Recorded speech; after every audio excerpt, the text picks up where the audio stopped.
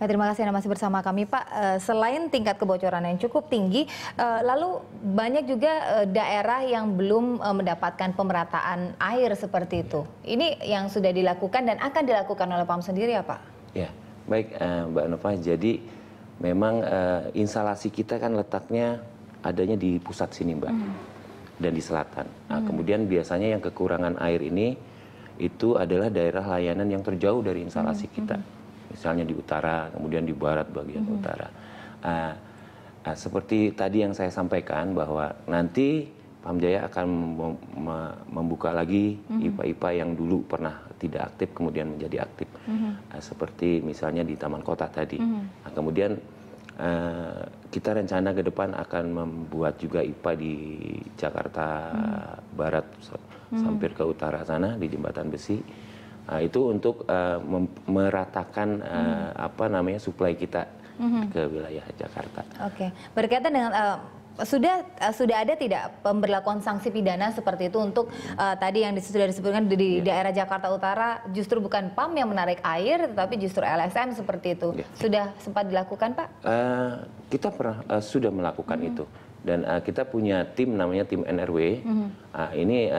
Tim ini yang melakukan investigasi di lapangan antara PAM Jaya bekerja sama dengan mitra-mitranya, kemudian melakukan reinforcement di lapangan, dan itu ya banyak kasus-kasus yang kita temukan, baik dilakukan oleh masyarakat maupun oleh ini, dan ini sudah kita angkat dan kita selesaikan di jalur hukum dan sudah ada yang saya ke Pak Rudi lagi nih, Pak. Dalam jangka waktu yang cukup pendek ini mendekati kemarau sendiri, apa yang bisa dilakukan untuk menambah persediaan air baku seperti itu dan untuk air bersih untuk masyarakat?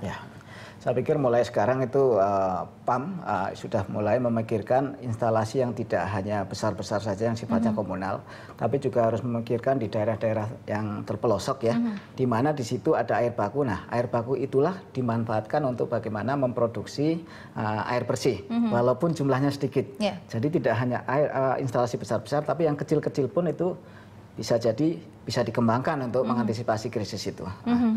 Kemudian juga seperti tadi yang saya sampaikan, pada saat musim kemarau udah otomatis air baku secara kuantitas itu kan pasti berkurang. Nah, itu kita bisa memanfaatkan air limbah untuk didaur ulang. Cuman permasalahannya adalah masyarakat kan tidak bisa serta-merta menerima ya. Karena secara psikologis itu kalau berasal dari air limbah itu image-nya itu jelek. Bahkan ada yang punya persepsi bahwa air limbah, air bersih yang diproduksi dari air limbah itu tidak halal untuk wudhu ya, untuk berwudhu. Nah, seperti itu harus kita berikan pemahaman kepada masyarakat.